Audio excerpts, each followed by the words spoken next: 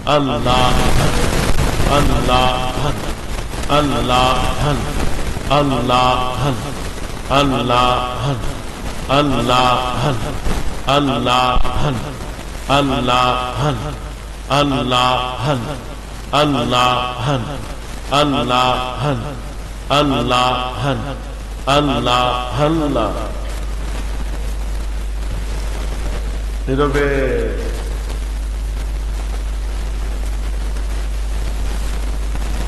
লা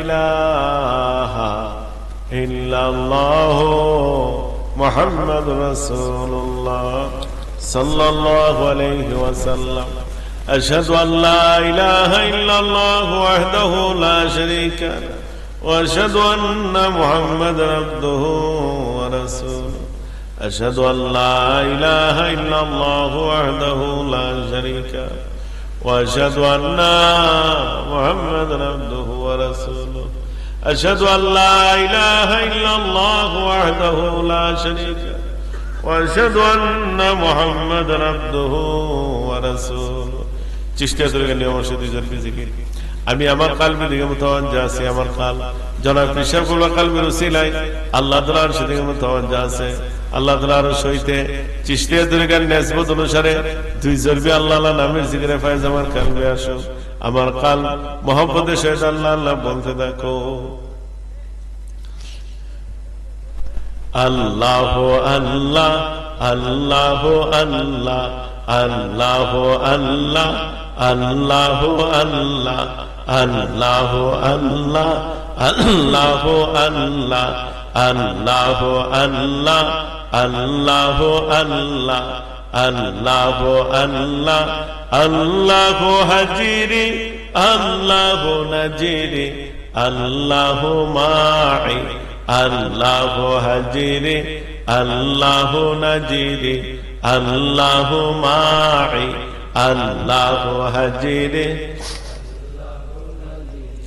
আল্লাহ মাই আল্লাহ আল্লাহ আল্লাহ আল্লাহ আল্লাহ আল্লাহ আল্লাহ আল্লাহ আল্লাহ আল্লাহ আল্লাহ আল্লাহ আল্লাহ আল্লাহ আল্লাহ আল্লাহ আল্লাহ আল্লাহ আল্লাহ হাজিরি আল্লাহ নাজিরি আল্লাহ মাই আল্লাহ হাজিরি আল্লাহ নাজিরি আল্লাহ মাই আল্লাহ হাজিরি নীরবে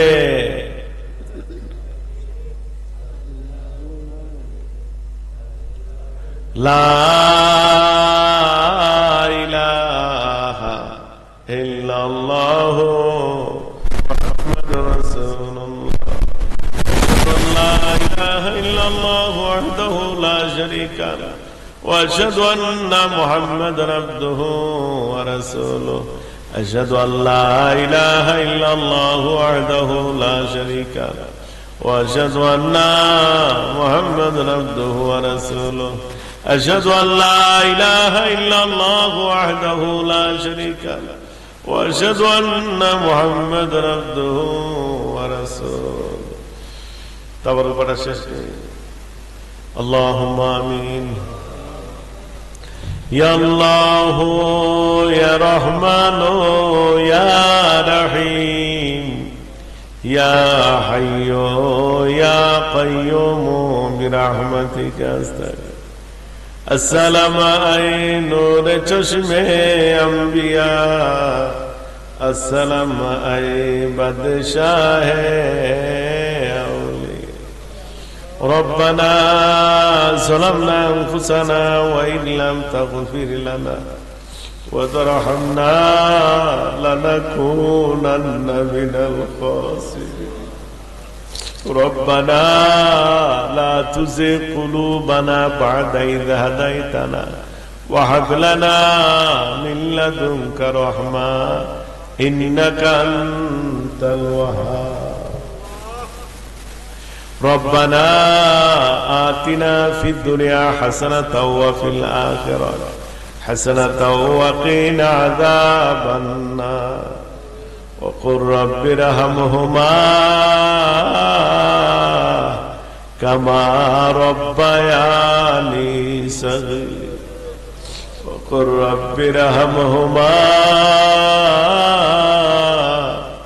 كما ربياني صغيرا আল্লাহ পাক রব্বুল আলামিন মাহফিলের শুরু থেকে এই পর্যন্ত যা ওয়াজ নসিহত করা হয়েছে, আমি অদম গুনাহগার অসুস্থ শরীর নিয়ে কিছু অগুছালো কথাবার্তা বললাম, এর মধ্যে যত ভুল ব্যাধি হয়েছে তোমার রহমানুর রহিম নামের খাতিরে মাফ করে দাও।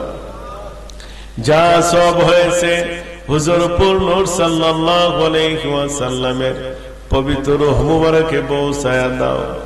আহলে বাইত পাক পাঞ্জাতন সাহাবা তাবে তাবিন আম্বিয়া کرام আউলিয়া کرامদের পাকে পৌঁছায়া দাও। আল্লাহ খাস করে কাদরিয়া চিশতিয়া নকশবন্দিয়া মুজাদ্দিদিয়া যত মকবুল তরিকা আছে আল্লাহ তাদের আউলিয়া এবং তরিকত পন্থীদের রূহে পাকে পৌঁছায়া দাও। চারো মাযহাবের ইমামদের রূহে পাকে পৌঁছায়া দাও। তাদের অনুসারী যারা কবরে শাহীদ আছেন তাদের রূহে পাকে পৌঁছায়া দাও।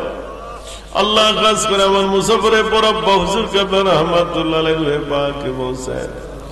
দাদা হুজুর কেবলা ফান্দাউকে রাহমাতুল্লাহ আলাইহি রূহে পাকে পৌঁছায়া দাও।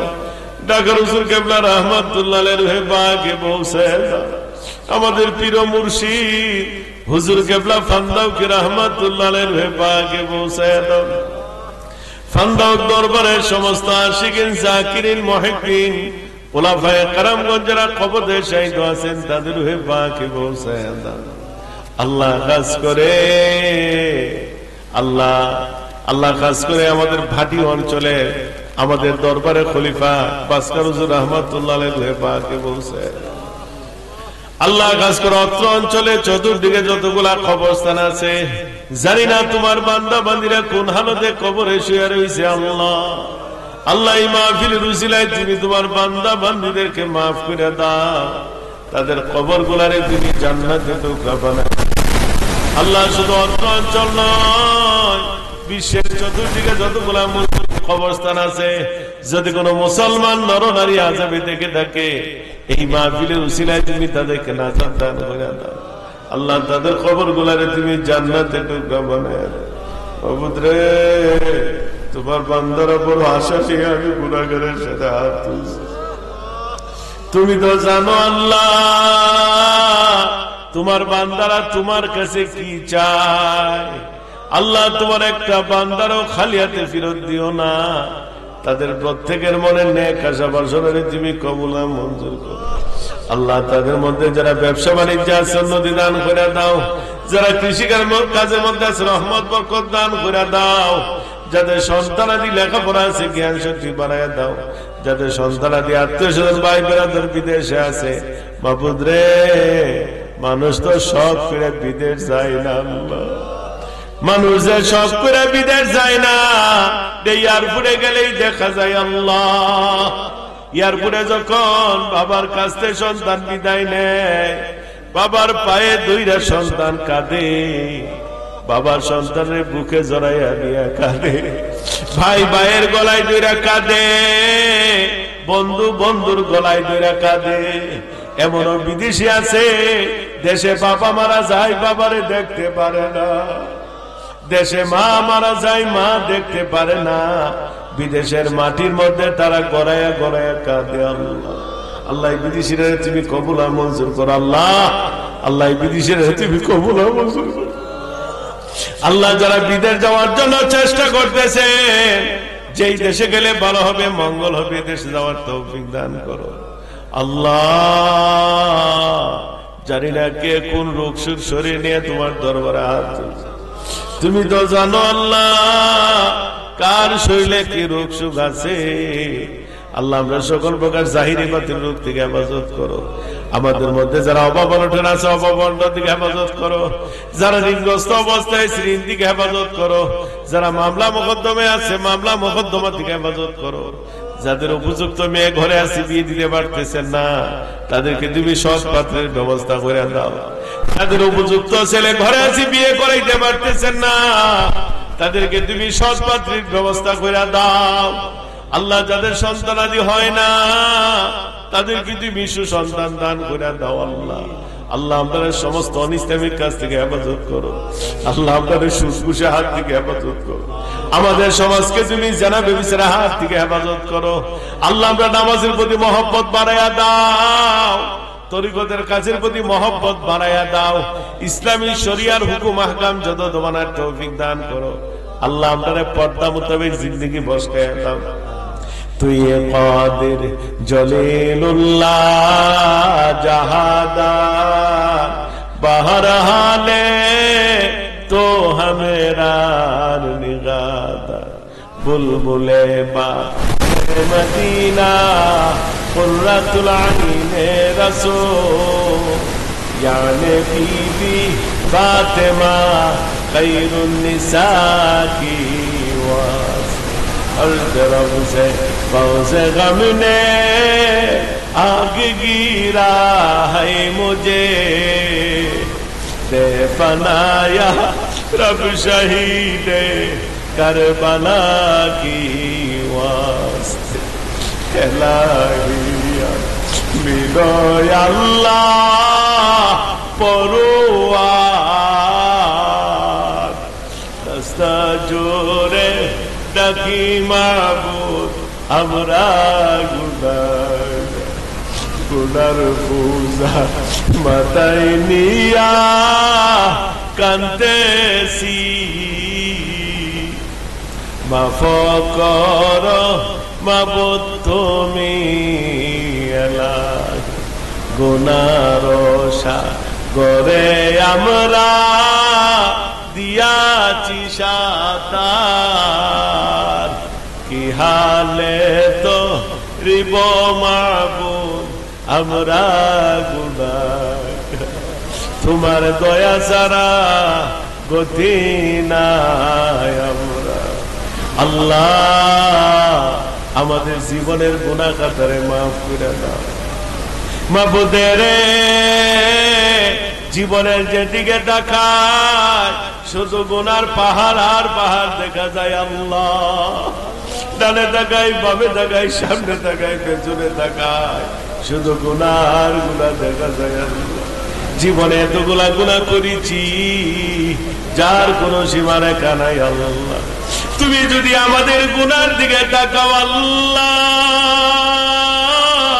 এই দোয়া কবুলের আশা করা যায় না। আল্লাহ তুমি আমাদের গুনার দিকে তাকাও। তোমার রহমান ও রহিম নামের উসিলা দিয়া তোমার দরবারে ভিক্ষা চাই। আল্লাহ আমাদের জীবনের গুনাহ খাতারে মাফ করে দাও। আমরা রে তুমি পবিত্র বানায়া দাও, আমরা রে তুমি নিষ্পাপ বানায়া, আমরা রে তুমি মাসুম বানায়া দাও, আমরা রে তুমি বেগুনাহ বানায়া। তুমি যদি মাফ না করো আল্লাহ আমরা কার কাছে হাত বাড়াবো? তুমি ছাড়া তো যাওয়ার কোনো আর জায়গা নাই, তুমি ছাড়া তো যাওয়ার কোনো জায়গা নাই। সুখে দুঃখে সর্বাবস্থায় তোমার দরবারে ভিক্ষা চাই। আল্লাহ আমাদের জীবনের গুনাহ খাতারে মাফ করে দাও। মাহবুব রে 9 বছর ধরে এই মাহফিলটা চলতেছে। 9 বছরের ভিতরে তোমার কত বান্দা দুনিয়ায় ছিল, কত বান্দা এই মাহফিলে আসছিল। আজকে অনেকেই নাই, কবরে শুয়ে গেছে। আল্লাহ আজকে যখন মাদ্রাসায় গিয়ে বসলাম, মাদ্রাসায় বসার পরে মাদ্রাসায় তিনি জায়গা দান করছিলেন, আমাদের তরিকতপন্থী উনার চেহারাটা চোখে ভাইসা উঠছে। তোমার বান্দার জায়গা দেওয়া, আজকে মাদ্রাসা আছে, বিল্ডিং আছে, তোমার বান্দা নাই, বড় আছে রে। এই মাদ্রাসার মধ্যে সহযোগিতা করছে, আজকে তারা কবরে শুয়ে রয়েছে। এমন তো হইতে পারে আল্লাহ এই মাহফিলটা জানি কার জীবনে শেষ মাহফিল হয়ে যায়। জীবনে তোমার কত বান্দাদেরকে নিয়ে হাত তুললাম, হাত অনেকে নাই কবরে শুয়ে গেছে। আল্লাহ এমন তো হইতে পারে এই মাহফিল জীবনের শেষ মাহফিল হয়ে যেতে পারে। আল্লাহ আল্লাহ তুমি আপনারে মাফ করে দাও। এমন তো হইতে পারে আল্লাহ মাহফিল শেষে বাড়ি গেছি, কার বাড়ি জানি মালাকুল মউত দাঁড়ায়া যায়, কে জানি আজকে জীবনের শেষ ঘুম ঘুমায়া যায়, আগামীকাল কোন মসজিদে জানি এলান হয়ে যায়, কে জানি আমাদের কাছ থেকে বিদায় হয়ে গেছে। আল্লাহ তুমি আমরা মাফ করে দাও। আল্লাহ আল্লাহ আমি স্বীকার করতেছি আমি গুনাহগার, আমি যে কত বড় গুনাহগার আমি ছাড়া আর কেউ জানে না। আল্লাহ আমি গুনাহগারের গুনার দিকে না তাকাইয়া তোমার হাবিবের উসিলা নিয়া তোমার দরবারে ভিক্ষা চাই, আমাদের জীবনের গুনাহ খাতারে মাফ করে দাও। মাবুদ রে জানি না কার দরদি বাবা নাই, বাবা হারায়া এতিম বেশে তোমার দরবারে হাত তুলছে। আল্লাহ জানি না কার দুঃখিনী মা নাই, মা হারায়া এতিম বেশে তোমার দরবারে হাত তুলছে। আল্লাহ জানি না কার মাও নাই বাবাও নাই। বাবুদের যার বাবা নাই সে বুঝে বাবা হারার যন্ত্রণা, যে বাপ কইলা ডাক দিতে পারে না সে বুঝে বাবা হারার বেদনা। বাবা এমন এক বাবা, সন্তান যদি মনটা বেজার কইরা করে বৈশা থাকে বাপ পাগলের মতো হইয়া যায়। একবার নয় দুইবার নয় বারবার জিজ্ঞাসা করে কিরে বাবা তোর কি হয়েছে, তোর মন কেন বেজার, তোর মনটা বেজার দেখলে আমি বাপ সহ্য করতে পারি না। এই বাবা যার কবর আছে মাফ করে দাও আল্লাহ, যাদের বাবা দুনিয়া ছেড়ে খায়াত দান করে দাও। যার মা নাই রে তার তো কিছুই নাই, মা যার নাই তার মতো এতিম আর না। মা এমন এক মা, সন্তান যদি অসুস্থ হয়ে বিছানায় পড়ে থাকে মা পাগলের মতো হয়ে যায়, এমন মা আছে রে। আল্লাহ দরবারে হাত তুলে বলে মাবুদ আমার সন্তানকে তুমি আর কষ্ট দিও না, আমার সন্তানের কষ্ট আমি মা সহ্য করতে পারি না, প্রয়োজনে আমার সন্তানের রূপটা তুমি আমার দিয়া দাও, তারপর আমার সন্তানের হার কষ্ট দিও না। মার কথা বইলা শেষ করার মতো নয়।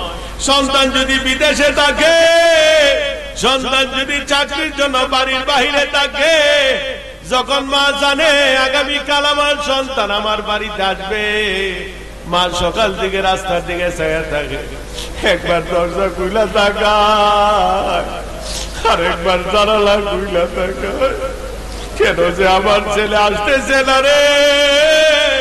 একটা দৌড় দিয়া বাড়ির উঠানের মধ্যে যায়, আরেক দৌড় দিয়া ঘরের মধ্যে ঢুকে পরিবারের লোকেরা ডাক দিয়া বলে মা আপনি কেন এত ছটফট ছটফট করতেছেন। মা ডাক দিয়া বলে তোমরা বুঝবা না, আমার কলিজার টুকরার চেহারাটা আমি অনেক দিন ধরে দেখি না, এর চেহারাটা না দেখলে আমি মার কলিজা ঠান্ডা হবে না। আল্লাহ এই মা যার খবর আছে মাফ করে দাও আল্লাহ, যাদের মা দুনিয়া চেনে খায়ার দান করে দাও আল্লাহ। এই মাহফিলে তুমি কবুল করো, এই মাহফিলে উসিলে গ্রামে তুমি তোমার গজব আযাব থেকে হেফাজত করো আল্লাহ, তোমার খাস রহমত বরকত দান করে দাও আল্লাহ। সদমগ হযরত শাহজালাল সুন্নি হাফিজিয়া মাদ্রাসারে তুমি কবুল করো। এই মাদ্রাসার জায়গা দাতা আমাদের ফান্দাকের মুরিদ আল্লাহ উনারে মাফ করে দাও আল্লাহ। বিল্ডিং করতে গিয়া ঘর করতে গিয়া যারা সহযোগিতা করছে ওনারা তুমি কবুল মঞ্জুর করো। মাদ্রাসার সভাপতি সেক্রেটারি ক্যাশিয়ার যে যে অবস্থা থেকে খেদমত করতেছে আল্লাহ সকলে তুমি কবুল মঞ্জুর করো। এই মাদ্রাসার ছাত্র শিক্ষকরে আল্লাহ আল্লাহর ওলি বানায় দাও। হুজুর কেবলা দাদা হুজুর কেবলা বেলায়েতের ধরে ধরি বানায় দাও।